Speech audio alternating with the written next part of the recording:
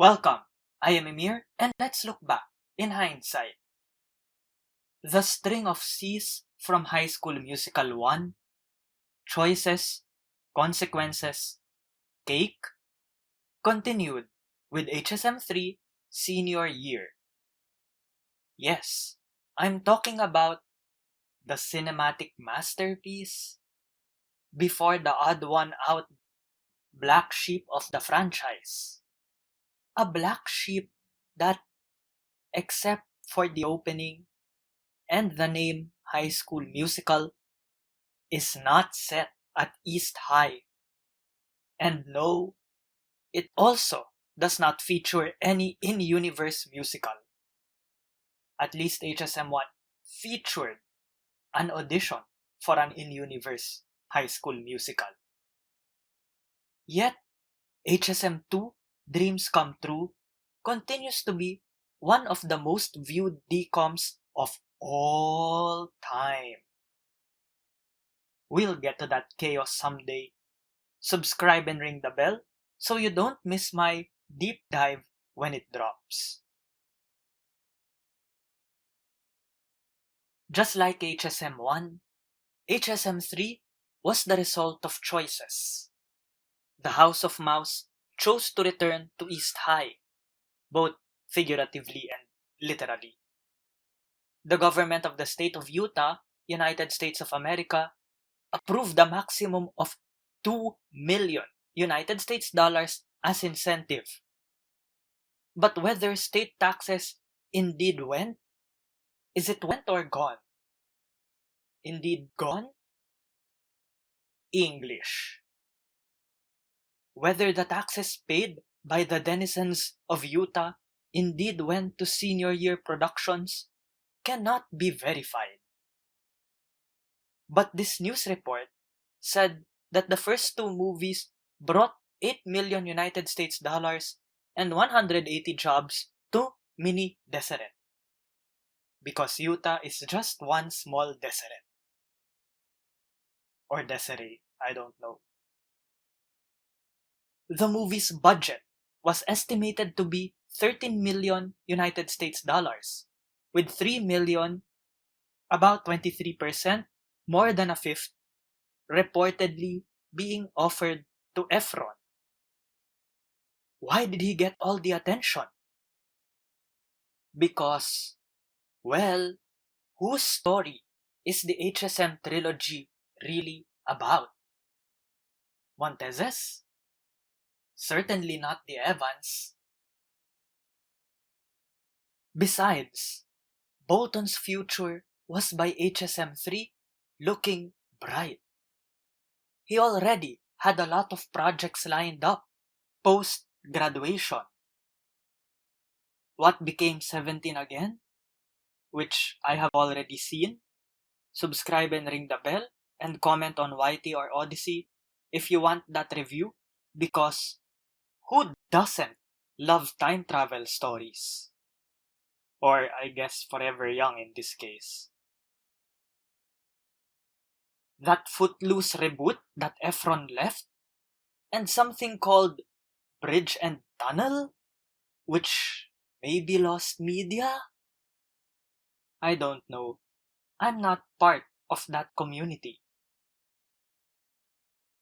Efron wasn't the only star whose return was in doubt. There were rumors that Vanessa Ann Hudgens would be dropped from HSM3 after photos of her in her birthday suit became viral online. Why should Hudgens be blamed for the leak of her private photos, which she did not leak in the first place? Why punish her?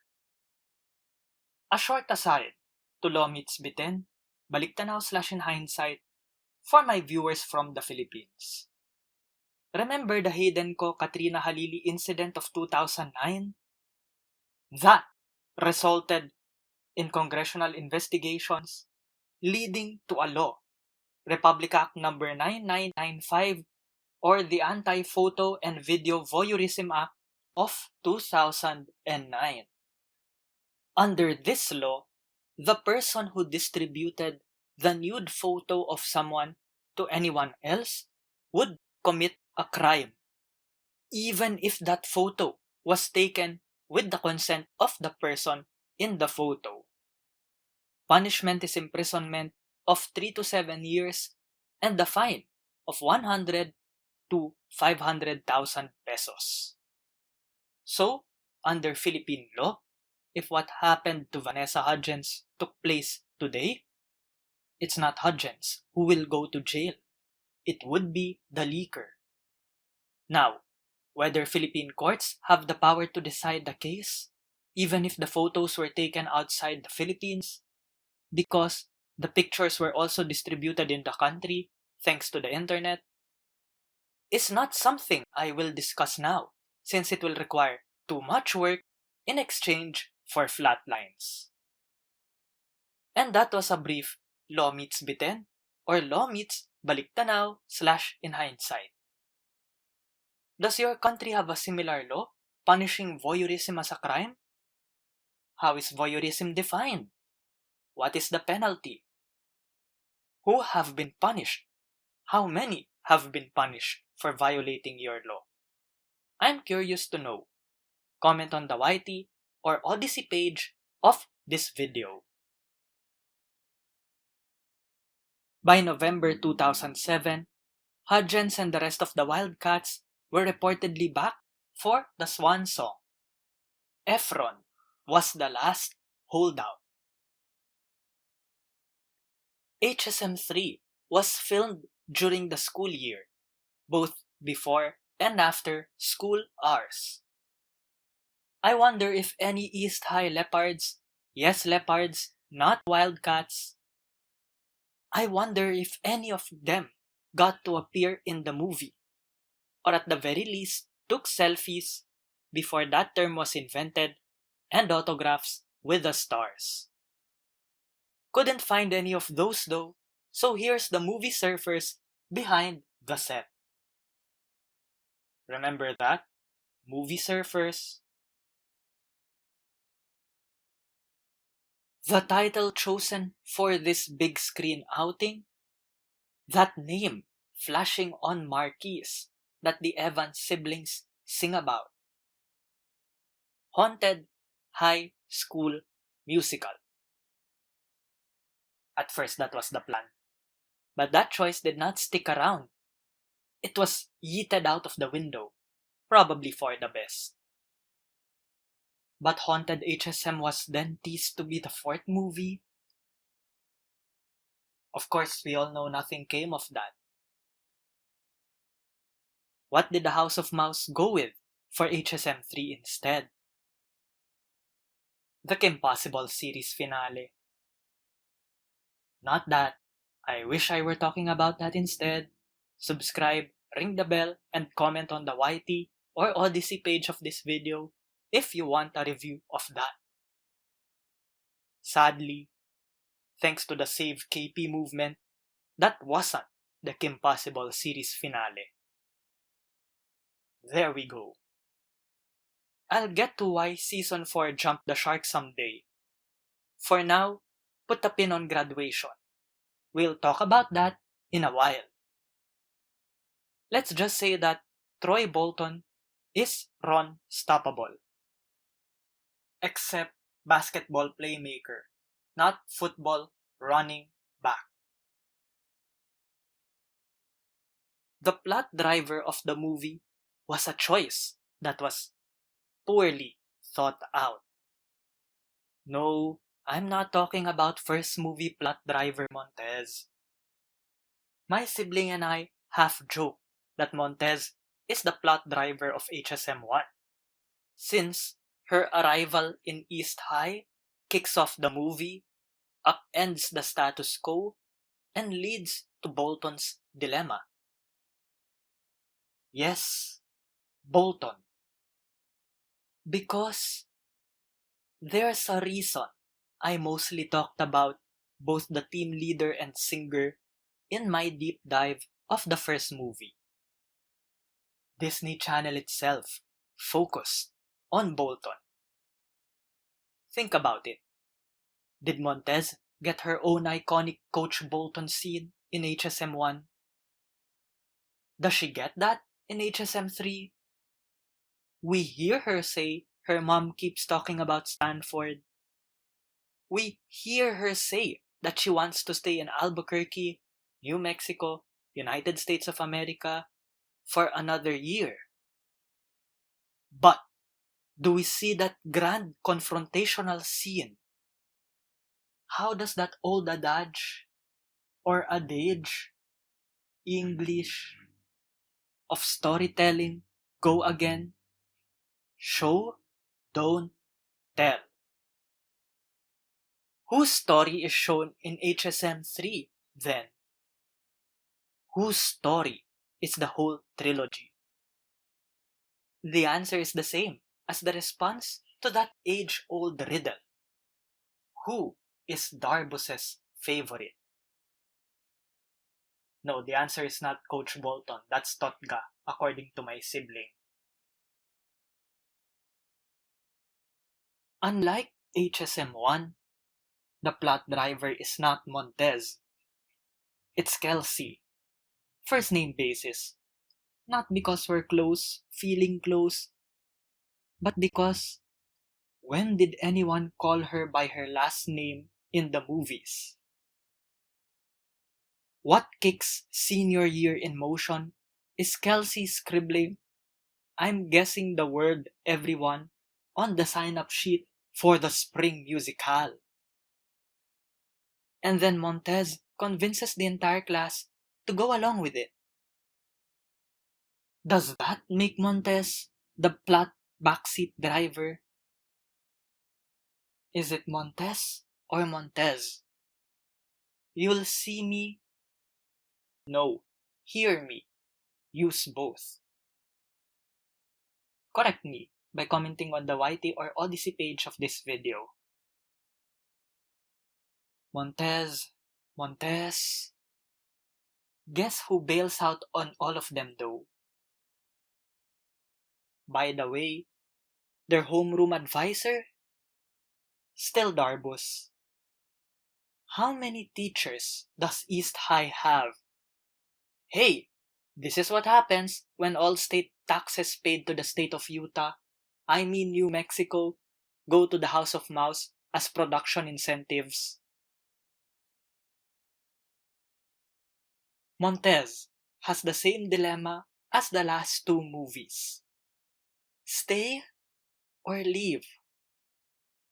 Repetitive? Yes. Lazy story writing? Oh, you bet. A choice? Rule of threes. That's why there's no HSM4. So that the audience does not catch on to this tired plot contrivance, the movie chooses to cast the spotlight on Bolton. Just like in part 1, I'm calling the rest of them by their last names. Because they're young kiddos while I am old thunders. But not paintbrush old. Let's go to the 3 C's now. First, college. The whole dilemma of this movie is, where do we go from here? We're all in this together? Forget that. College is where it's at. Wow, poet, rhyme. The big C was hinted at as early as HSM1. As the one half of the pair that got away, or Totga, once said, quote, "Know what a scholarship is worth these days?" Unquote. College is something that the second movie really hammered in. Spoilers, I guess. Second C, center. Let me explain. The full quote is, "The center will not hold. From Mr. Barken, the permanent substitute teacher in Kim Possible, aka Krunk or Ken from B-Movie. The center will not hold. What does that mean? Something amazing, I guess? I don't know, but definitely context matters. Ron Stoppable, the receiving end of this quote by his teacher turned coach, turned smarty mart boss, never knew what it meant. But it distressed him greatly. Stoppable equated it with his life crisis about high school graduation being an end to life as he knew it. The season where Kim Possible the series jumped the shark. Season 4 was peak Ron. For Stoppable's son, he thought it was all downhill from there. It would be valid for him to think that, since Mr. Barkan, who said that he had the same things that Ron had in Kim Possible Season 4, adult Barkan doesn't have that much of a stellar life. He's always filling in for teachers who leave Middleton High for greener pastures. He's always yelling and overbearing towards his students. He's at Smarty Mart. He is stuck in this small middle town in the middle of nowhere. Error 404, Middleton not found. In short, Barkan's a Squidward. So of course, Stoppable doesn't want to be a Barkan. Because who wants to be a Squidward? We're all Squidwards, yes. But ask yourself, do you want to be a Squidward? As the High School Musical, the In-Universe Musical put it, quote, high school wasn't meant to last forever, unquote. Where does Bolton go from here?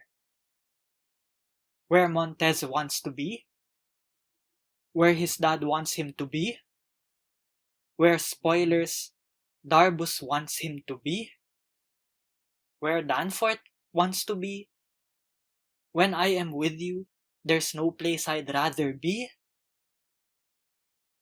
Where does Troy Bolton want to be? For being the star, the hero of the HSM trilogy, Bolton is always defined by others, like an appendage, always needing to be attached to someone else, or to what someone else wants. Nobody ever asks, who is Troy Bolton? The answer to that is someone who makes poor decisions. Because the choices he makes are, oh, so painfully stupid. Not to mention irresponsible. And this time, there are consequences. But not for Bolton. Let's look first at a sensible decision. Montez's. I get it. This is in character for Gabriela Montez. Not only that, I agree with and fully support her decision. Go for that Stanford Honors Program. High school won't last forever. The future is knocking. You think your colleagues from high school would care about your work 10 years from now? You'd think my high school colleagues give a fuck about my hard work on Emir's BTIN? Do you think they're watching this review and all my videos, sharing all of them, commenting on all of them, subscribing, ringing the bell, and supporting the show on PayPal, on Patreon, or through crypto? Oh boy. I walked away from everyone I knew from high school. Once I entered university, college. Mind you, it was very hard since many of us went to the same university, the same campus even. But I knew then that they would not care for me a decade later. So I walked away. That was the best decision of my life. And I am relieved that history has proven me right. So I will not fault Montez for taking that step. But Bolton, oh God, he just had to stick with a love that we all knew wouldn't last. That's the last C. Clingy. Clingy. Yeah, let's go with clingy. To put it romantically, clinging for the ephemeral, the temporary. Montez has consistently shown that she's not ashamed in walking away. Recall the scene in HSM 1. Bolton and Montez exchange pleasantries, take photos of each other, and exchange contacts. As Bolton is saving Montez's contact info, she slips out, disappearing into the ether. Montez walking away is a common trope in all three movies. You'd think that by HSM 3, Bolton would have learned. But no, he still chases after her. What a martyr! A hopeless martyr. I fully expect him to be on my worst list. Well, to make or sing songs that end up on my worst lists. BHS. Or those hopeless devotion songs that drag for way too long and are sapped of any energy whatsoever. Besides, long-term relationships with high school sweethearts, or at the very least, people who were colleagues in high school, those relationships never go well. I'm living proof of that. Okay, I'm fine, I'm cool, I'm fine. I guess hindsight is 2020. Not that. That's not even from 2020. Bolton doesn't want to be in his dad's alma mater, to follow what the old man wants him to be. Rinse, repeat. I understand. You'd want to be different from your folks, to set out your own path, to pursue your own destiny. But is it really pursuing your own destiny if you choose the University of California, Berkeley, out of the blue, without any build-up, any discussion whatsoever, just to be exactly 32.7 miles from, well, you know who. Imagine you're Chad Danforth. Not Giga Chad Danforth, just Chad Danforth. You grew up with Bolton all your life. You even get a song and dance number that is utterly pointless. a big lip alligator moment. But then your childhood friend dumps you for someone who we the viewers just saw and saw in past movies is capable of deciding to let go and move on. How would you feel? But then again, don't let your actions depend on your partners or on your friends or on your family. Stand your ground. Rely on yourself. Only you can redeem yourself. No one else. I will go in detail in my review of HSM2 Dreams Come True. Subscribe and ring the bell so you don't miss it when it drops. Bolton makes choices. Not only does he choose UC Berkeley, which had an element discovery program, not only does he choose UC Berkeley, but he blows off the East High Spring Musical too to bring prom to Montez. There are no consequences for him whatsoever.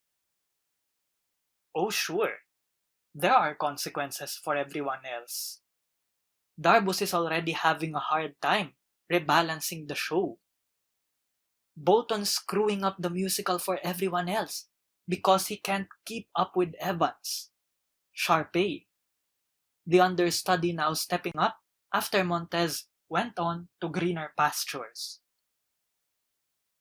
And no, this is not me validating Sharpay's act of revealing that Montez got into the honors program with the ulterior motive of finally getting to sing with Bolton.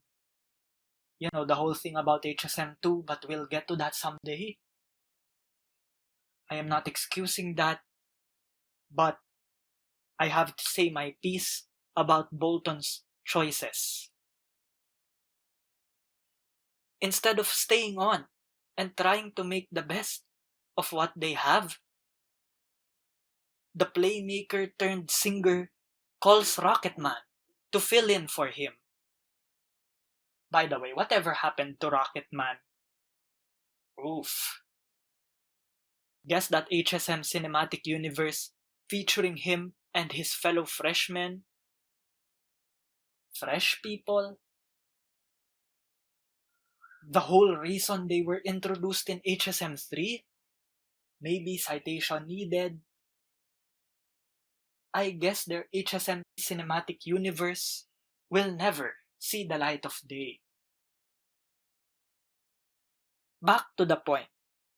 Sharpay Evans suffers. The High School Musical suffers. Everyone suffers. But hey, Bolton takes only one hit. He loses the opportunity for a Juilliard scholarship. Guess what though? He doesn't really care about that because he didn't apply for it in the first place. He doesn't want it. He doesn't give a fuck about it. So my favorite scene from HSM3 and from the whole trilogy, where Darbus says, quote, "What a life in the theater has taught me is to trust one's instincts. And that takes courage. A quality you don't seem to lack." Unquote. That scene is painfully and utterly pointless. If Bolton chose the future just like Montez, I'd understand. He may choose sports. I understand. I didn't choose sports, but if he chose it because he wanted to pursue it as a career, as a future, then that's understandable for me. He did not choose a future. He chose a person. Life has taught me that choosing a person is simply unrealistic. And yes, again, I keep repeating this word, too painful. Self-love? What's that? That is what the House of Mouse teaches us in HSM3, senior year. Choose a love at all costs. And it cannot be self-love. Golly gee, I wonder if that worked. I wonder if there are any high school sweethearts who are married now, 10 years after high school. Even Zanessa did not get that fate. Let's compare this with Kim Possible and Ron Stoppable. Stoppable says, quote, "Now what if Kim goes off to some fancy schmancy college on the other side of the world, while I'm stuck at home, jockeying for Smarty Mart Employee of the Month?" End quote. Asking advice from the villain who could not care less. But does Stoppable play Clingy? Does he hold his partner back? No. Ron says, quote, "What I'm saying is, after graduation you're headed to the stars. And, I'm stuck on Earth. But I don't want to hold you back. So whatever happens, I'm okay with it." End quote. As that classic lesson goes, let them go. If they truly care for you, they will always find their way back. You don't have to force it. You don't have to chase after someone who has decided to move on from you. You don't have to choose a school that's only 32.7 miles away from the person that you love, but who has already expressly said farewell 3 times in the same movie. Quote, "I'm a lot better at goodbyes than you. I've had a ton of practice." Unquote. Quote, "I think I've run out of goodbyes." Unquote. And of course, walk away. Compare that to Possible, who assures Stoppable, quote, "Told you graduation wasn't the end of the world." Unquote. As I keep saying, in my top 10 worst Filipino Pinoy OPM hit songs, relationships are a two-way street. It takes two to tango. Meet halfway. Surrender. But don't give yourself away. Calling back from my review of HSM1, choices, consequences, cake. Bolton makes a choice, evades consequences, and gets to eat his cake. Well, I hope he had gotten to eat his cake before they broke up on, well, I guess the first semester of college. I won't be surprised if Bolton and Montez called it quits during the 104 days of summer vacation between graduation and the start of college classes. I'd like to see an HSM4, not that. An HSM4 where Bolton is just demolished by all his decisions. But that can only be a dream. Or the stuff of fan-made trailers. By the way, do these trailers pass fair use? I never got to see HSM3 in theaters back in the day. My sibling and my grandmother did. And they bought the CD, which we used to play a lot at home until Fearless came out, I guess. Spotify came along years later, and well, I told you already in my review of HSM1 that my sibling loves to play songs from the trilogy from time to time. I only got to watch senior year recently just to make this review. I'm relieved that I did not watch this when it first came out in 2008, or it would have set unrealistic expectations for me going into the rest of my teenage life. Okay, let's go to Puro Nana, Puro Nana, eh.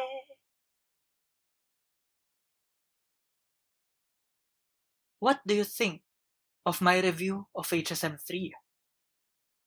Do you agree? Do you disagree? What do you think of the movie? I'm curious to learn.